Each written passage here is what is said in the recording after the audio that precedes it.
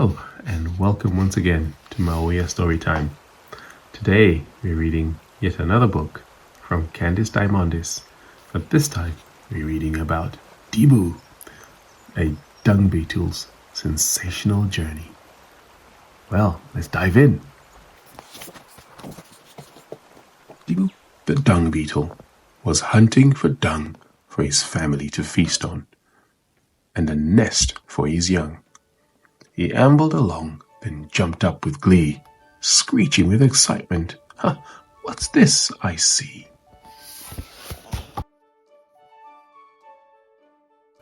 Just up ahead, on the dusty dirt road, lay the hugest brown poo, a fresh, smelly load.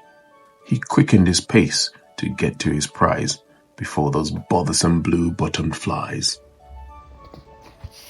He gave some a sniff, and then a lick, and just a taste, and the yumminess zinged from his tongue to his waist. Rolling some up in the roundest of balls, he set off home through Victoria Falls. Now, dung beetles have the most interesting way of moving the dung to their homes far away. The sun, wind, and stars guide them along, showing them this way, and that way is wrong. He lined himself up on the path up ahead, then turned himself over. "Let's go," Dibu said. He hummed as he rolled, and he rolled, and he rolled, as his sensational day began to unfold. He hadn't gone far when he heard a strange sound, so he stopped in his tracks and turned right around. Click, click, click, click, click, click. It was a shrilling, shrieking, chattering screecher. Look at her here, this magnificent creature.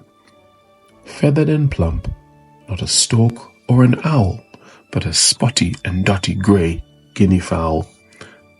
The guinea hen scuttled around for some food, then startled by Dibu, ran off with her brood. They dashed off with speed through the bushes together. Oh, what's this they've left? The most beautiful feather. Dibu was thrilled. His wife would just love it. So into the dung he proceeded to shove it. He set off again with his ball and his feather, straining a bit in the hot midday weather. Boop, boop, boop. Through the still of the air came a soft, cooling breeze, and the heat on his back started to ease. The wind came in gusts, so he looked up, quite curious.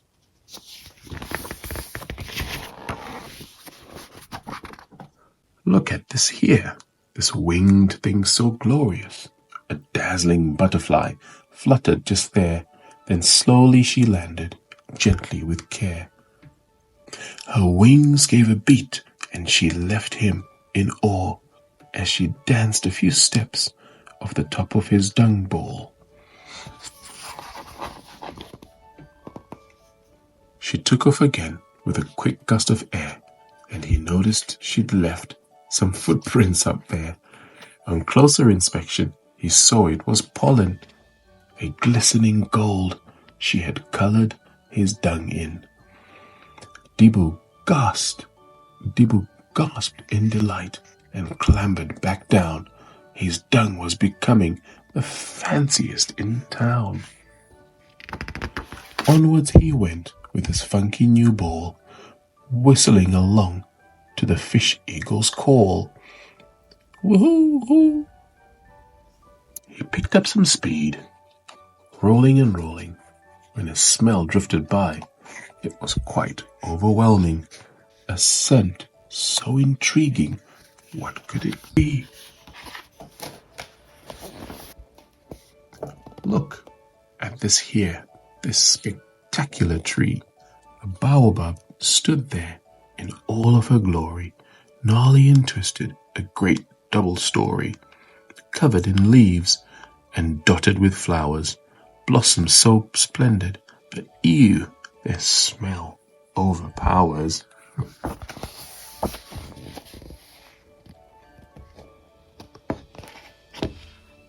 One fluttered down and landed just there, so Dibu dashed over and held it with care.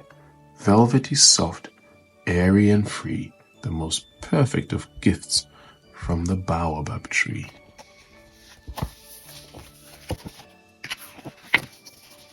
Dibu set off again, pleased with his flower.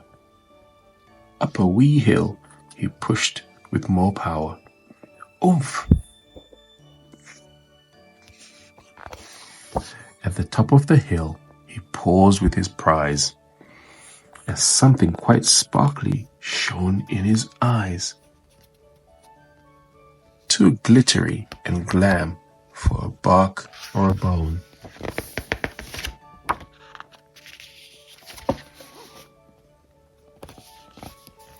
Look at this here, this shiny black stone.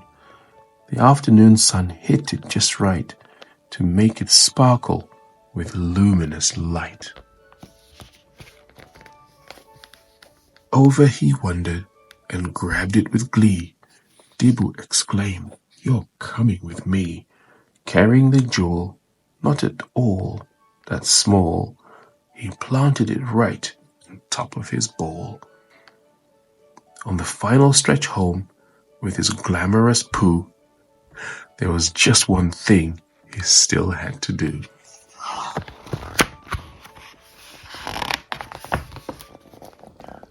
Dibu climbed up a rock to take in the sight of Victoria Falls, a sensory delight. He lifted his head to admire this wonder, the rushing of water that rumbled like thunder, and felt the soft cool of the fine misty spray as he breathed in the smell of the fresh summer rain. As evening set in, he continued on home. The sun was now setting, the sky a pink chrome. He steadily rode back to his wife, pushing his prize, the best of their life.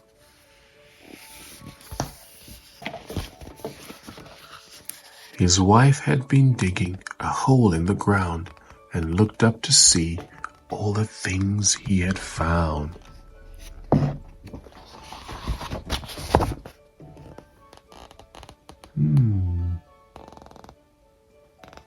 He told her his tales as they buried the treasure, then laid out the flower, the stone and the feather. They sat down together beneath the full moon, and Dibu, contented, began humming his tune.